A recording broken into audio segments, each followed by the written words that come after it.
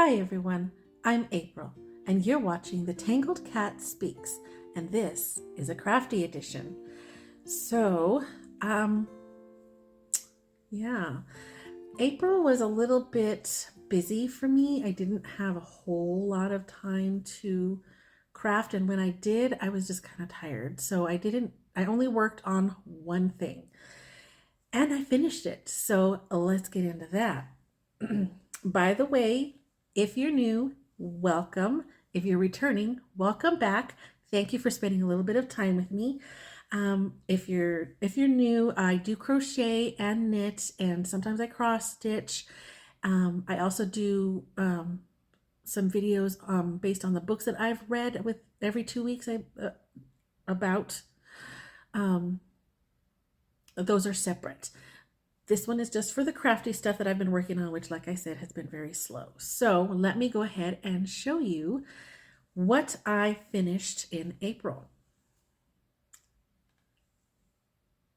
It's so cute.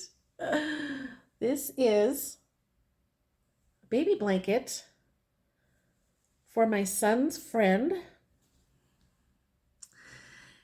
It's two patterns that I kind of mashed together. The main body of the blanket is the colors of the rainbow blanket.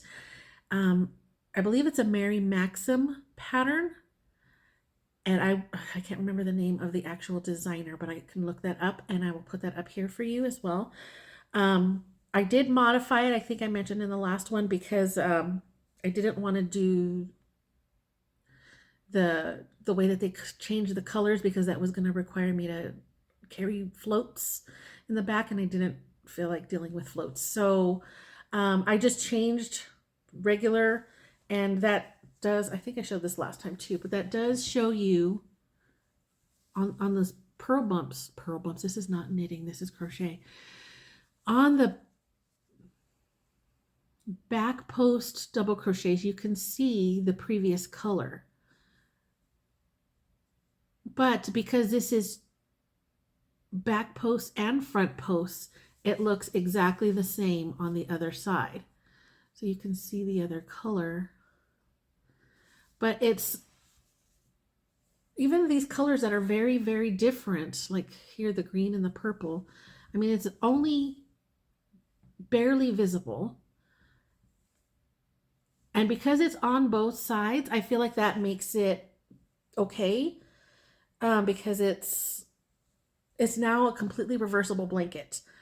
I don't have to worry about it looking funny on the backside. 'Cause that's one of the things I don't like about some patterns is there's an obvious backside, which that doesn't stop me from making them.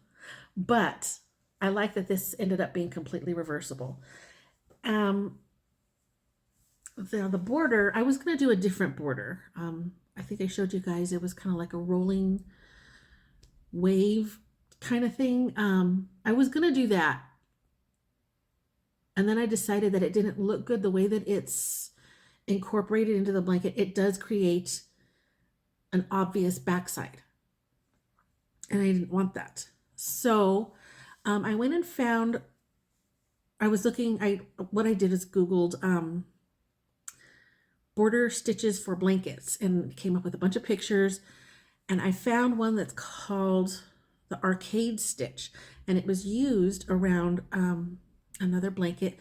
The blanket itself is called Arcade Waffle Blanket, and all I did was make sure I had the right numbers to start the border, which I lucked out. It ended up being the exact right number of stitches that I ended up with on the main part of this blanket. So it turned out really, really good for me to incorporate the border without doing a whole lot of math or fudging stitches to get the right numbers. So that worked out really well.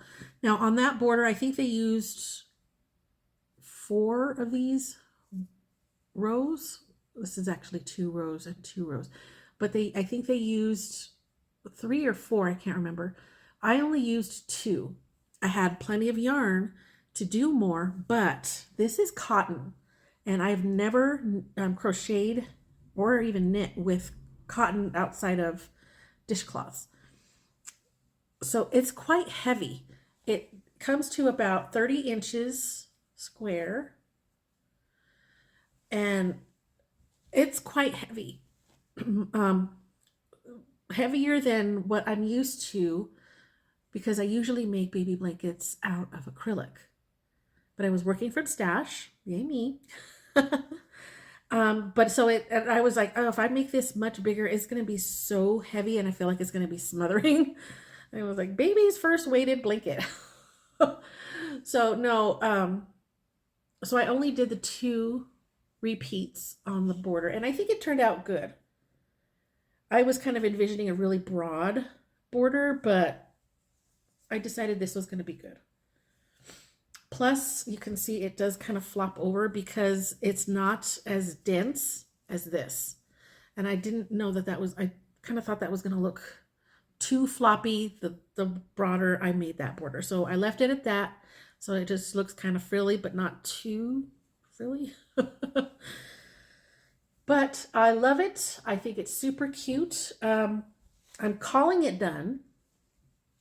And yes, I did get it done before the baby is due. I don't even think they've done the baby shower yet. So yay. I do have a lot of ends to tuck in, but that's it. I'm done. And it did take me, like I said, a long time. A lot of the time that it took to make this was also waiting for the white, because I didn't have that. I did have to buy more yarn because, like I had mentioned before, I only had 1 ball of each color, and these are Hobie Rainbow 8/4 cotton, which is a fingering weight. But I only had 1 of each. And I think this was 12 colors. 12 colors. And I wasn't going to be able to get another row out of just 1 ball. So that's why I decided to do the border. So I ordered a whole bunch of white, thinking, oh my gosh, I'm going to need tons to get through.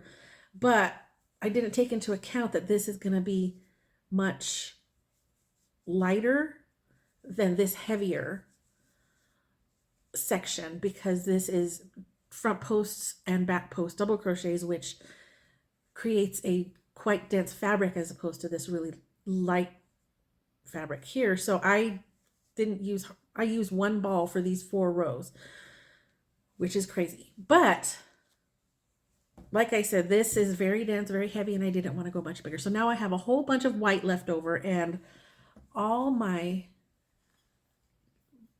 bits left over from the other colors, because I did stop before I ran out in the middle of a round. I didn't want to change sporadically. I wanted it at the end of the round and to make it very crisp and clean. And so I've got leftovers, and I got a lot of white. I'm not sure if I'm going to try to maybe crochet or knit maybe like a nice tank top, or not a tank top, like a sleeveless kind of with slightly boxy with a overhanging flutter kind of sleeve, I guess. I'm not sure. I'm picturing it, but I don't know if there's a pattern. I'm sure there is, but anyway, I might use that cotton for that, because I've never made a cotton garment before, and I think that would be nice. Maybe on a looser gauge so that it's got more drape. I'm not sure. If that doesn't work out, then I might just end up making another blanket.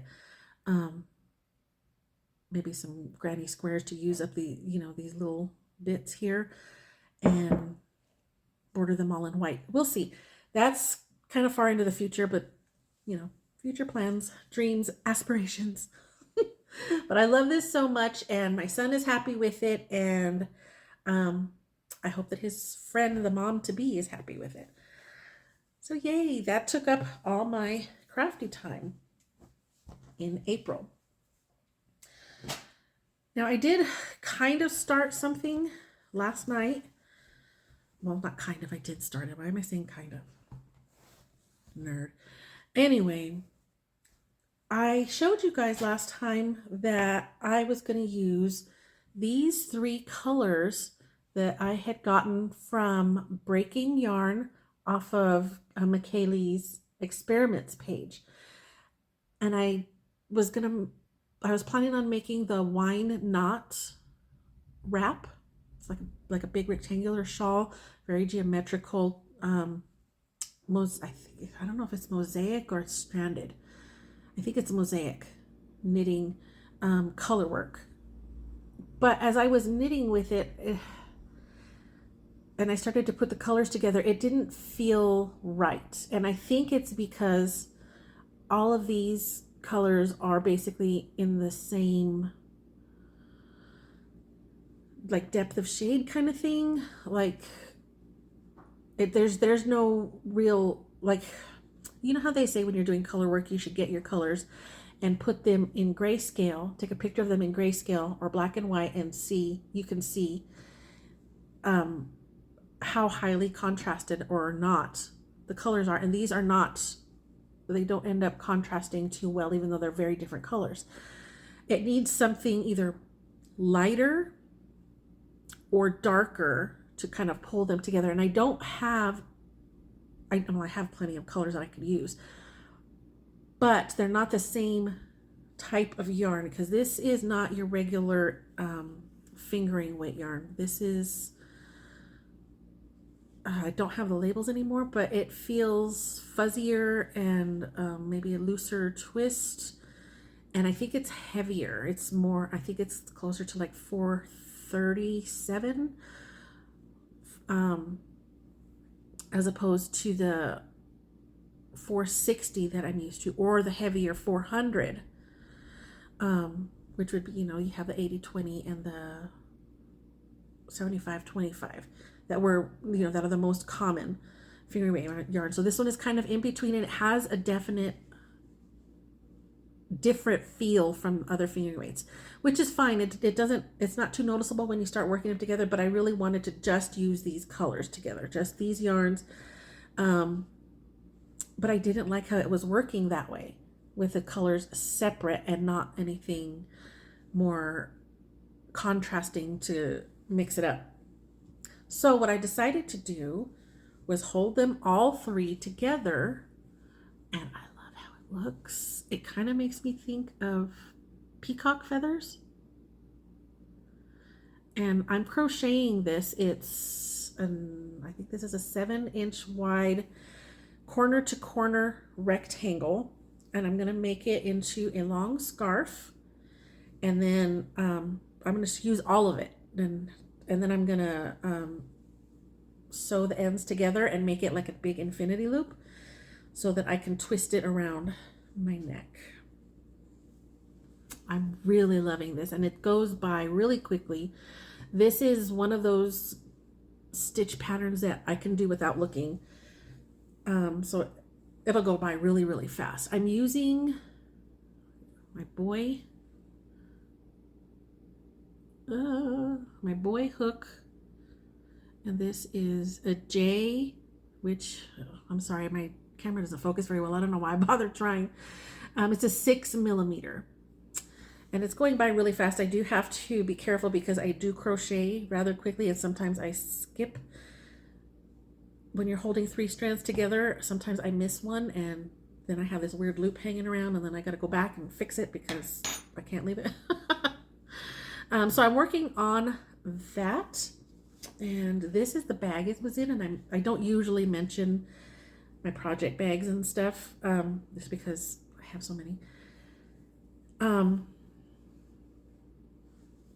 But this I won on the Adventually Mal that McKaylee from Breaking Yarn and Leah Loves to Knit co-hosted, which was the make along where you are working to finish an advent calendar project from the previous year. So I had entered my go-go throw using Toad Hollow yarn that I had gotten for the December Advent.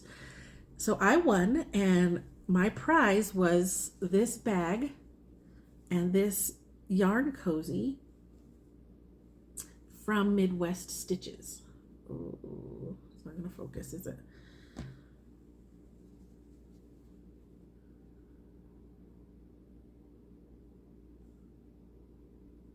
No, but it's Midwest Stitches, and I got to pick the fabric. And so these are from the Daisy. I believe it's her Daisy line. And I did also get to pick between, I think it was a zipper, a snap, or a drawstring. And I chose the drawstring because that's my favorite. And it's so cool because there's a little handle here. Loving it, loving it, loving it. I don't think there's inside pockets. No, there's not inside pockets, but that's the inside. And this is the little cozy, very stretchy fabric, very soft. So yay, I won a prize. Woo! And thank you very much to McKaylee and Leah and Midwest Stitches for the opportunity to win and the prize. So thank you.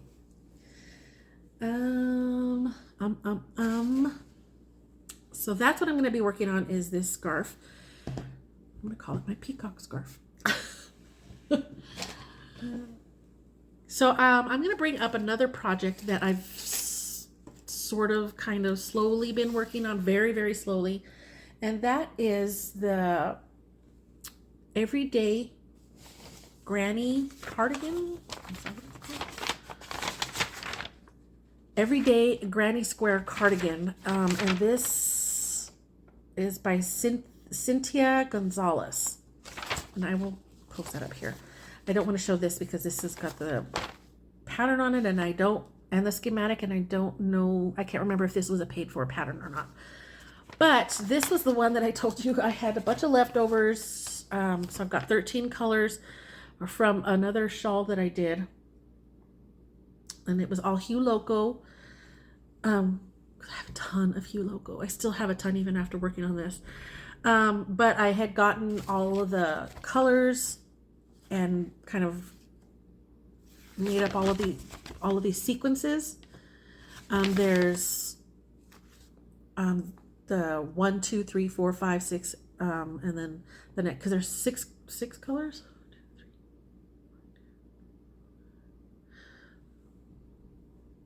1, 2, 3, 4, 5. Yeah, 6 colors per square, and I have 13 colors. So, so there was, I did 1, 2, 3, 4, 5, 6, and then 7, 8, 9, 10, 11, 12. And then it started at the beginning with 13, and then 1 again, and it just kept recycling. And then I did all even numbers, then I did all odd numbers, and then I did every third number, and then every fourth number. And so I have a whole bunch of different lists of color options, and then I went and tried to pick some so that I had every color represented as the beginning section and every color represented as the last section.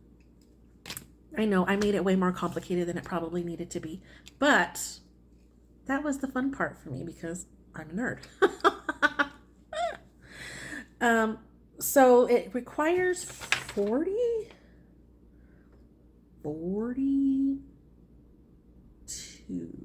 wait. Yes, 42. It requires 42 squares, and I've got 30 done. So there they are, and they're so pretty. Each square is completely different, and yet they all go together. And you've got some that are all dark, some that are all light, some that are mixed in between. They all go together because I'm using all of the same colors, even if not all of the colors are represented in every square. Now, I'm having an issue because there are some colors that apparently I used more in the middle rounds than others, so some of them I'm about to run out. I'm hoping not, but I might. And which is fine because I can, let's say I'm supposed to use color number 5 and that color runs out. I'll just pull that section out, put away the 5, and maybe if it comes up in something where I do have enough for it, like in a smaller round. And then I'll just go to color number 6 for that one time. And then continue with the way that I have them listed here. And hopefully that'll work out. We'll see. If not, I do have a lot of other Hue Loco that her colors just all tend to go together. So I have some other Hue Loco yarns that I can supplement if I need to, but I want to see if I can just stick to just the ones in my bag. You want to see my bag? This is also another reason why I don't show you my bags, because some of them are not really bags for project, specifically project. This is a Natural Grocers shopping bag. I kept it because it's got all these animals picnicking. But it does say Natural Grocers on it. Whatever. I don't care. But I've got each color. This was a self-made Advent that I had used for the other project. It was a wrap, and I can't remember where it is right now, or I would show you. But that's why they're in separate plastic paper bags, and they're all labeled, so that's how I can keep track of it in my numbers here. Yeah, that's about it. I'm excited to get this sweater done. I'm hoping that it fits, because I did kind of upsize it. The squares were supposed to be 5 inches, but it was only, I believe it was only one size. So I decided to upscale it to 6.5 inches. So we'll see if that works out. If not, I can always make more squares and see how that goes. So that's all I got going on. Super short. I have tons and tons and tons of other projects hibernating, just kind of taking a back seat for now. But because these 2 are crochet, I'm hoping that I can get these done rather quickly and then move on to some knitting. I don't know which one yet. I don't know if I'm going to start something new, because I'm really, really itching to start something new. Or if I'm going to go back and get one of those already unfinished projects that are hiding somewhere in all the nooks and crannies of my bedroom. So let me know what you're working on. Do you have a lot of projects just languishing somewhere, or are you a one at a time kind of project maker? It'll be interesting to see how many of you are like me and just have a couple dozen whips just hiding. So thank you for spending a little bit of time with me today, and we'll see you next time. Bye-bye.